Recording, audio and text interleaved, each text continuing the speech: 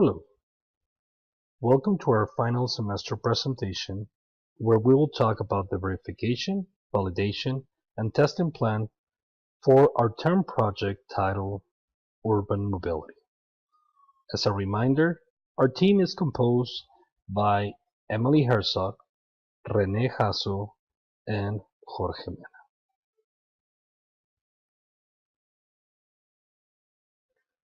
Urban mobility is an integrated suite of solutions that combines smart information and intelligent transportation systems and services to improve mobility through integrated infrastructure management, operational efficiency, and smart information. We do this by the integration of real-time traffic and transit operations for cities, highway and transportation systems, by building interoperable transportation networks, and by capturing smart information, generating value-added information for operational and mobility decision support. We offer an improvement of the efficiency of the existing infrastructure, the integration and interoperability of the current transportation networks by making it more safe and reliable. And most important, we facilitate mobility of people and improve quality of life of the end user. It is important to mention that a system, in this context, is a set of interacting and interdependent entities, man-made or otherwise, existing and forming an integrated whole that fulfills a certain purpose or a set of objectives. We separated the project in 7 main milestones, which are related to the verification, validation, and testing standard procedures. Such activities are: definition phase.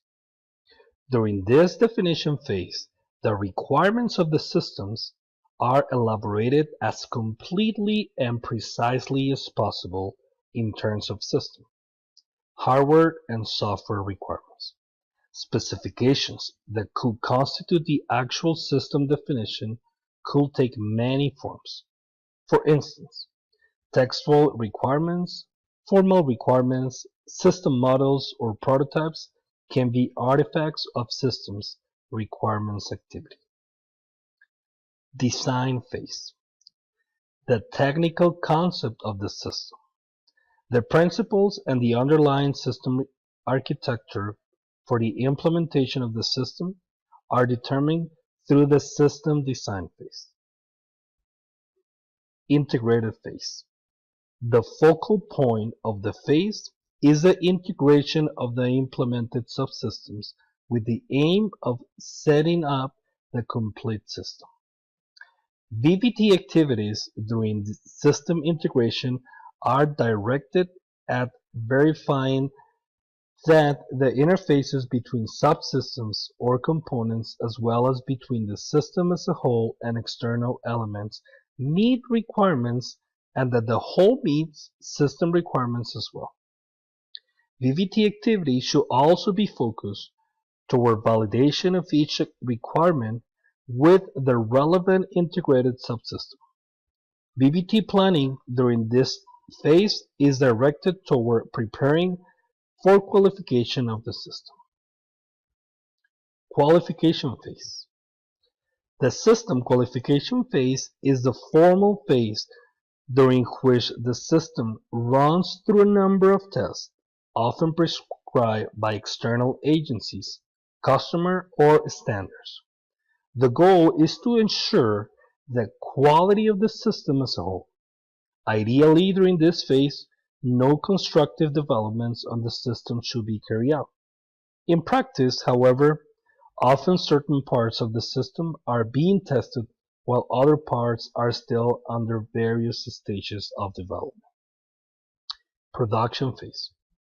Once the system deemed ready, the next phase is to produce final products for sale or use.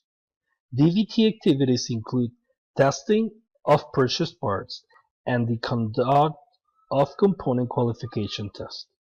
VVT activities includes preparing to receive and process field failure data when the system is fielded. Use or maintenance phase. When regarding the overall system life cycle, one must also consider the VVT activities during the use and maintenance phase. The system is now fielded and under customer control. It operates in its intended environment and manned by operators who have been trained in its purpose use. Maintenance should also be performed in accordance with the policies and guidelines established during its development. Failures may occur during the component wear, operator error, or unanticipated harsh environmental factors, as well as defective design or poor manufacturing process.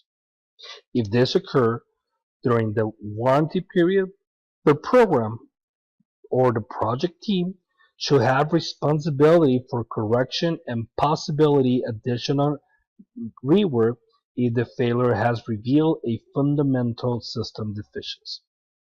Also, during this phase, eventual improvements of the system functions are introduced, errors are eliminated, and systems are maintained.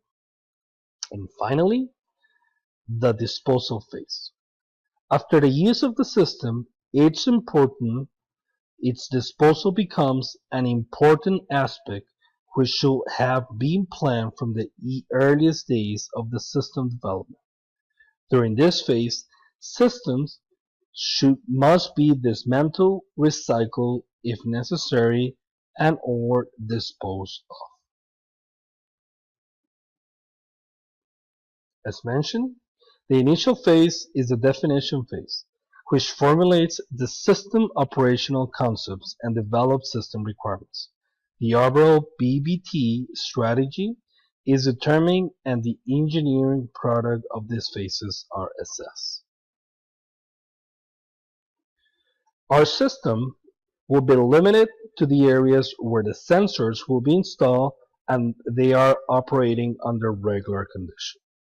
It will have the ability to be overwritten by the traffic operators in case of malfunctions or simply because it is required by the user.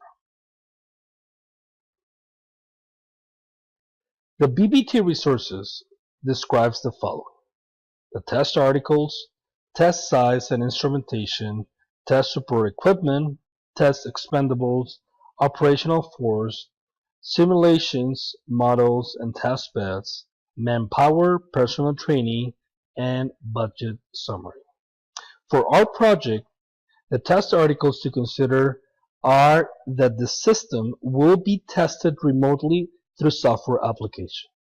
Also, that the system will allow the traffic operators to test sensors, CCTV, and traffic lights by pinging devices through the software.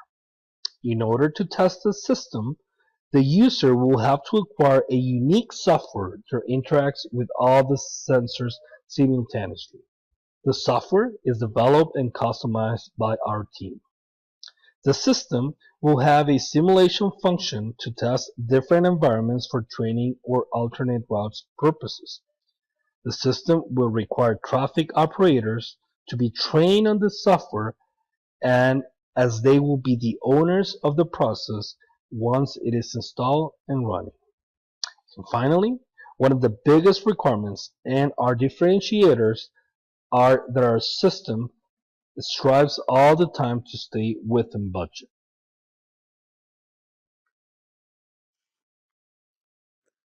The IVVT plan includes a description of the responsibilities and team structure for the project.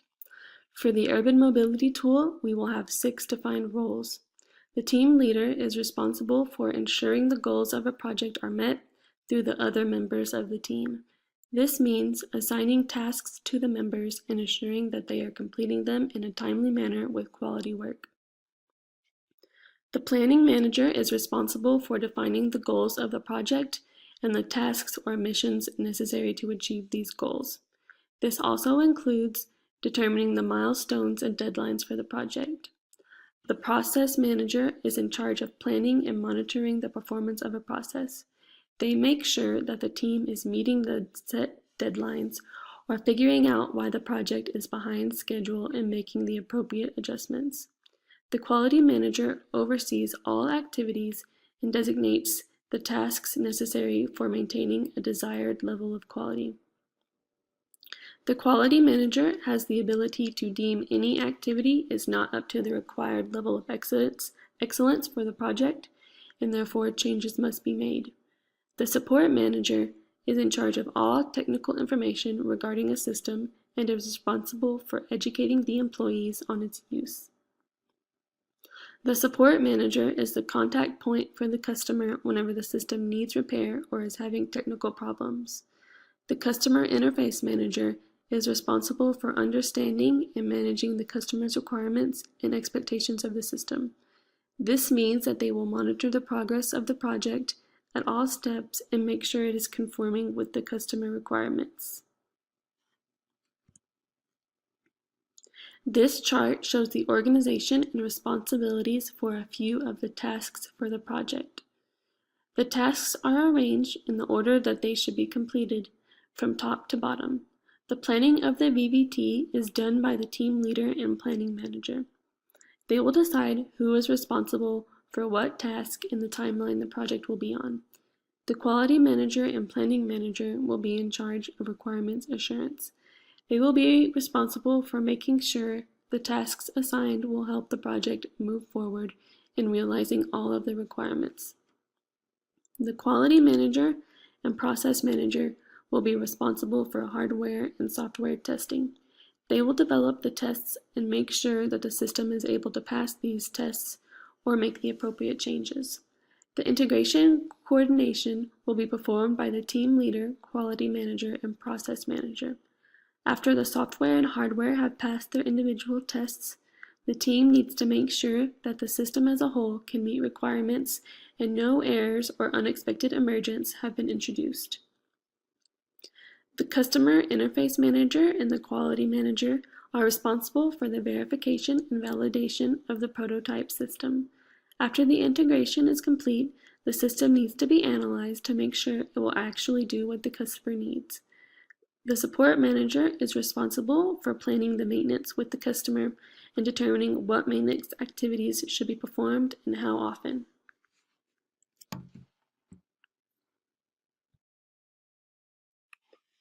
We developed this schedule for the major IVVT documents, broken down into 6 sections.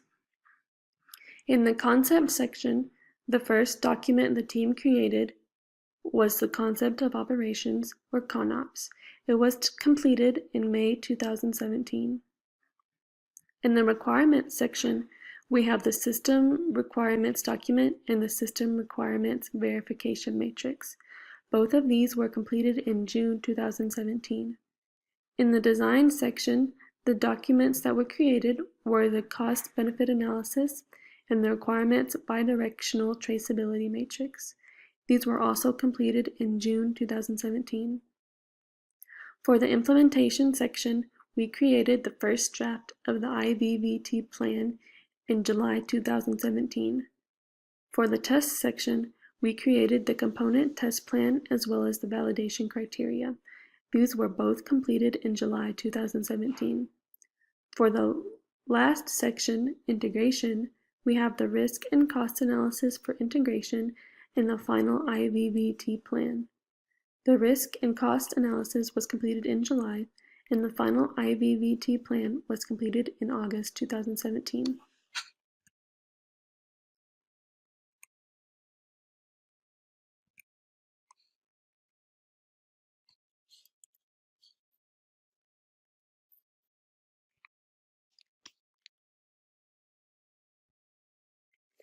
We also completed risk management activities for the urban mobility tool.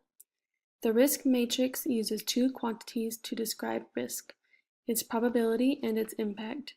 These 2 values are often quantified on scales from 1 to 5. When multiplied, these 2 parameters can give the exposition factor, which is important for making decisions regarding the risk and prioritizing it. From the exposition factor, we can define a category of risk with different actions corresponding with each category. For an exposition factor of 1 through 10, we can just accept the risk and perform no other action. In these cases, we have decided it is not worth the time or cost to mitigate the risk. For an exposition factor from 12 to 16, we will mitigate the risk in some way. This means we will look into ways to decrease the probability of the risk or the impact. For an exposition factor from 20 to 25, we will both mitigate the risk and create a contingency plan. This means we will both look into ways to decrease the probability and impact and create a plan to deal with the aftermath of the risk actually occurring. Below are a few risks for the urban mobility tool. The first is that drivers may not follow the traffic laws, resulting in an accident. The probability assigned is 5 and the impact is 2. This gives us an exposition factor of 10, and therefore we just accept the risk and perform no activities. The second risk is that sensors are not functioning correctly and data is not stored. The probability assigned is 3 and the impact assigned is 5. This gives us an exposition factor of 15, meaning we have to mitigate. The mitigation activities are replacing and testing the sensors regularly so that we will find out very soon if a sensor is not functioning correctly, meaning there will be less loss of data. The team member responsible for this is the process manager. The requirements verification matrix lists the system requirements and the method they will be verified, along with which lifecycle phase they'll be verified in. Requirement number 12 is that the system must be compatible with existing software. This means that the new software for the urban mobility tool will work together with the existing traffic signal software and will not cause any problems when integrated. It will be verified by demonstration during the integration lifecycle phase. The concept of operations, or ConOps, describes the components of the urban mobility system. The need of the system is to improve mobility within the city and decrease congestion. The customer is the Department of Transportation, and the solution is the Smart Traffic Control System. The three main components of the system are the sensors, the software, and the traffic signals. The sensors collect data about the cars or other vehicles coming through the intersection. The software then analyzes this data and makes a decision about what color the light should be and sends a corresponding signal to the traffic light. The design phase is next after the definition phase. The purpose of the design phase is to develop a technical concept and architecture for the system. This architecture identifies the system elements and their interactions with sufficient detail. The following bidirectional traceability matrix was developed to evaluate the forward and backward traceability of our system requirements between the elements and the system's capabilities, conditions, and interfaces. Here in this requirement bidirectional traceability chart, we show how we trace both forward and backward our requirements to system elements, and from system elements back to our requirements. Our intent from the beginning of this project was to manage our requirements well so that traceability could be established from the source requirements to its lower level requirements and from the lower level requirements back to their source. This way, bidirectional traceability could help us determine that all source requirements had been completely addressed and that all lower level requirements can be traced to a valid and effective source. For example, here in this chart, we see that requirement number 2, which is the system maintenance, can be forward traced to the temperature hardware as well as the responses. Also, we can trace backward the responses to the requirement number 2, which is the system maintenance. We developed this failure effect analysis in order to evaluate the possible failure modes of our system. In this process failure mode analysis, we laid out a step-by-step approach for identifying all possible failures in our design.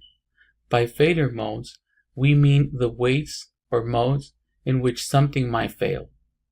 Failures are errors or potential defects, especially ones that affect our stakeholders. Effects analysis refers to studying the consequences of those failures.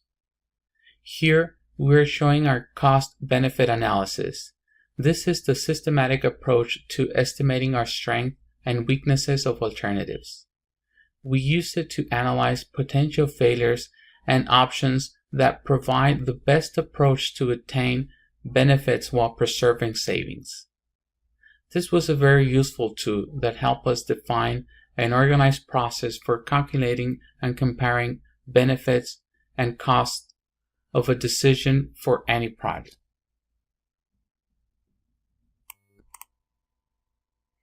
After we obtain all the necessary customers' requirements for the project, the implementation phase starts.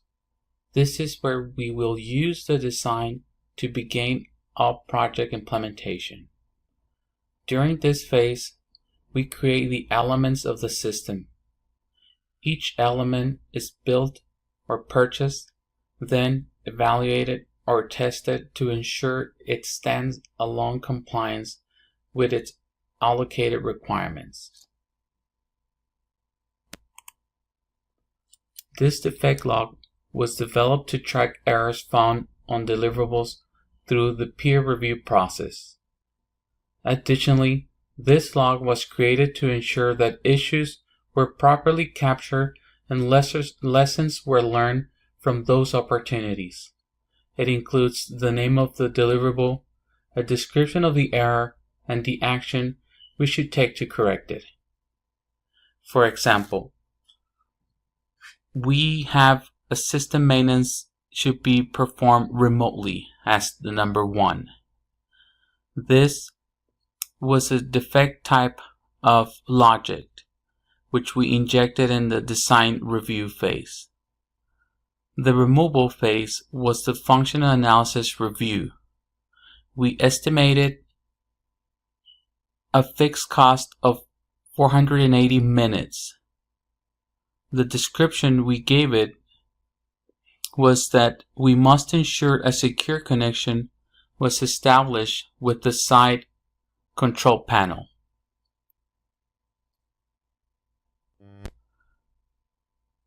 Another defect we detected was related to the code. We've identified that the code had to be written in C language. This was related to component 2.24, which is the system software must be compatible with existing text doc platforms. The injection phase was the design review, and the removal phase was also the design review. We estimated a fixed cost of 960 minutes for this defect. Here, we are showing a component test description. This method provides details on how the testing will be performed at a component level. Here, we are showing the process for testing the load cell based on the information given in the Scale Manufacturers Association Load Cell Application and Test Guidelines. We start by changing the temperature to cold at the low end of the manufacturer's recommended operating range, or at the low end of intended use. Secondly, we exercise the load cell to Dmax 3 times, returning to Dmin after each load application. Next, we wait for the output to stabilize not exceeding 5 minutes. Then we end by measuring the initial output. Again, this test would help us determining how the component will perform. Next, we have the validation and acceptance testing phase. Here, this validation and acceptance procedure help us by providing instructions on how to perform validations tests on a system component. The following flow provides us with instructions on how to validate the traffic signal and make sure that they function as intended. For example, we start by checking if the traffic lights are on during the expected traffic period. We then check if the traffic light timer works as expected. We then check if the traffic lights are displayed in sequential orders. We then check if the traffic light or stop signal is shown with a red light. We then check if the traffic light for wait unless signal is shown with a yellow or amber color. We continue by checking to see if the traffic light for go is shown with green. We then check if the traffic lights are on at all times. We check if the traffic lights during off hours shown blinking yellow or amber color. We then check the time delay between the lights. We conclude by checking the sequence of multiple signal posts are in sync in crossroads. This is how we test our procedure for traffic lights. In conclusion, we designed and developed this project plan to define lines of communication within the verification, validation, and testing effort, resolve issues raised by VVT tasks, and approve VVT practices to ensure we develop and deliver a defect-free system. This project plan described the organization of the VVT efforts. Various tasks were performed in order to plan, review, manage, and control the project life cycle and milestones. These tasks describe how VVT results provide feedback to the development process to sustain project management functions. An integrated VVT program schedule was developed to take into account VVT strategies and translate them into specific VVT tasks. A requirement verification matrix was developed to ensure that each step was followed in the process of building the system. A failure mode effect analysis was developed in order to assess the possible failure modes of the system. A bidirectional traceability matrix was developed to ensure the forward and backward traceability of the system requirements between the elements and the system's capabilities, conditions, and interfaces. We concluded that all VVT processes and activities described in this project provide an objective assessment of processes during the course of our project system life cycle. Thank you.